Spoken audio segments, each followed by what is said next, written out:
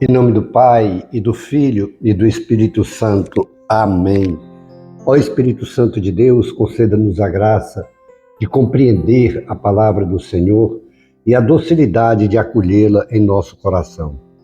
O texto da nossa Lex Divina, João 16, de 20 a 23a.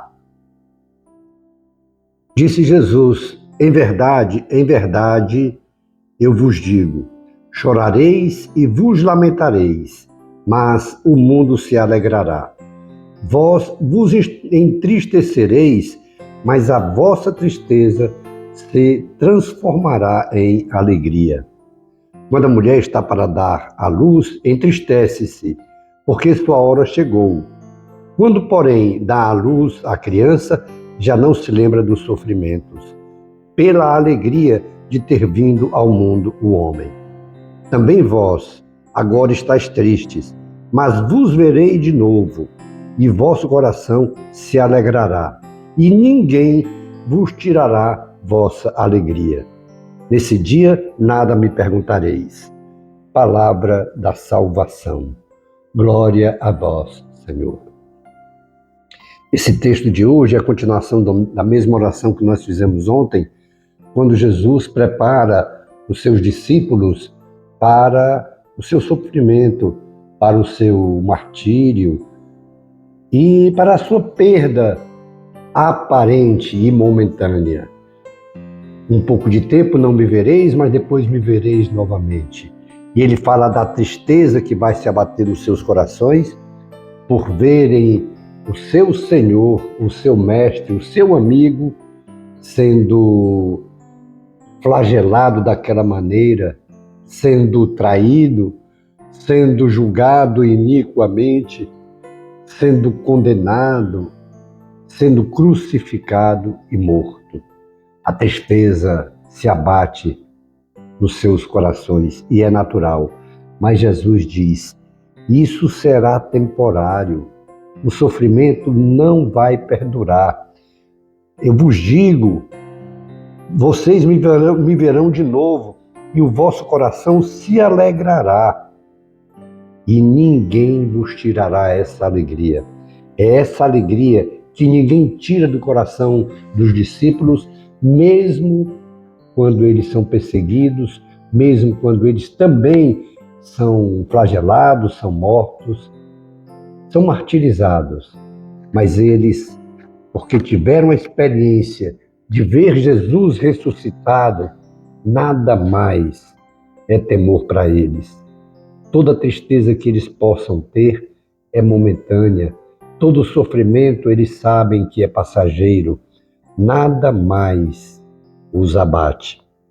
E é interessante que Jesus faz aquela comparação de uma maneira especial aqui para a compreensão das mulheres. Quando ele diz que uma mulher, quando está para dar à luz, ela sofre. Dizem que uma das dores maiores que tem é a dor do parto. E ela se alegra muito depois que a criança nasce. Jesus está dizendo isso. Era necessário que a mulher passasse por aquela dor, mas depois ela vai se alegrar, porque o homem veio ao mundo, a mulher veio ao mundo. Da mesma forma, Jesus já está preparando os seus discípulos. E hoje prepara nós também. Ele está dizendo que qualquer sofrimento que a gente tem agora é passageiro. E o fato de que a gente vê muitos amigos, parentes até, pai, mãe, às vezes precocemente crianças, morrerem, é o mistério que veio a partir do pecado original. Mas ainda isso não deve nos abater, porque essa morte não é morte definitiva. Só é morte definitiva quando se está envolvido com o pecado e não quer a salvação de Jesus Cristo. Ontem Jesus nos fazia ver qual é o grande pecado: é não acolher Jesus Cristo. Esse é o grande pecado, não acolher a sua palavra, não acolher o seu evangelho. Isso sim é que é causa de tristeza eterna. Mas Jesus nos prometeu que não nos deixaria sozinhos. Ele Tudo isso aqui é uma preparação para os discípulos acolherem a sua partida e não se abaterem diante da sua partida, mas também já uma preparação para a acolhida do Espírito Santo, que Jesus prometeu em nome do Pai, um outro paráclito, um outro defensor. E é Ele que vem nos fortalecer.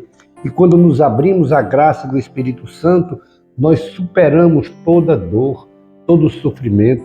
É por isso que nós vemos os santos e pessoas mesmo do nosso dia a dia enfrentarem enfermidades, enfrentarem dificuldades com tanta altivez, com tanto equilíbrio, com tanta tranquilidade. Muitas vezes vencidos pela doença, vencidos pela morte momentânea. Mas quem teve a experiência do Evangelho sabe que um dia isso vai chegar. Um dia a morte vai nos visitar. Sim, e precisamos encará-la com tranquilidade. A morte vai nos visitar. Hoje, amanhã, não sabemos quando, mas ela virá. E o que é que deve nos dar a paz e a tranquilidade? É a certeza do amor de Deus, a certeza da misericórdia do Senhor, a certeza de que Ele veio para nos salvar, a certeza que Ele se fez um de nós para nos resgatar, para nos perdoar, para usar a sua misericórdia, para nos libertar do sofrimento eterno. Esse sofrimento temporal, nós devemos entregá-lo a exemplo de Santa Teresinha para a purga dos pecados, para a purga das nossas faltas e dos nossos familiares, e não só nossas, mas da humanidade toda, a exemplo de Santa Teresinha. Nós que temos a graça de conhecer a palavra de Deus, de acolhê-la diariamente, de saboreá-la diariamente, esse Deus todo-poderoso, misericordioso, que nos ama e que veio justamente para nos libertar do sofrimento eterno, nós devemos diariamente estar preparados para o nosso encontro definitivo com o Senhor, que é a nossa morte. Nós só teremos esse encontro com a nossa morte. Por isso que os santos não tinham medo da morte, porque sabiam que era a morte de um corpo temporal, mas teriam a vida eterna ao lado do seu Senhor, do seu Deus. Assim que nós devemos também ver a vida. Claro que nós não vamos ser masoquistas, não vamos desejar a morte, não, porque a vida é um dom de Deus. Porém, é um dom de Deus, mas essa vida aqui, ela é finita. Ela vai sim ter um fim. Vai chegar o nosso dia. O grande desejo do Senhor é que vivamos o dia a dia como se fosse aquele dia, como se fosse o dia do encontro. Às vezes a morte virá depois de uma enfermidade, mas pode vir repentinamente, pode ser um ataque cardíaco, pode ser algo que seja momentâneo, um acidente, ninguém sabe. O fato é que não devemos nos desesperar. Ainda que estejamos passando sofrimento, enfermidades, nos abandonemos nos braços do Senhor e no consolo do Espírito Santo, e sabendo que o Espírito nos fortalece para nos encorajar a passarmos sofrimentos, para passarmos dificuldades.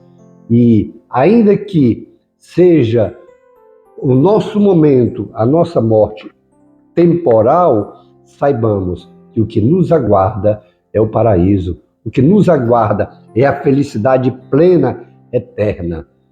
Por isso mesmo devemos fazer um compromisso agora com o Senhor, de lutarmos com todas as nossas forças para viver cada dia como se fosse aquele dia do nosso encontro com o Senhor.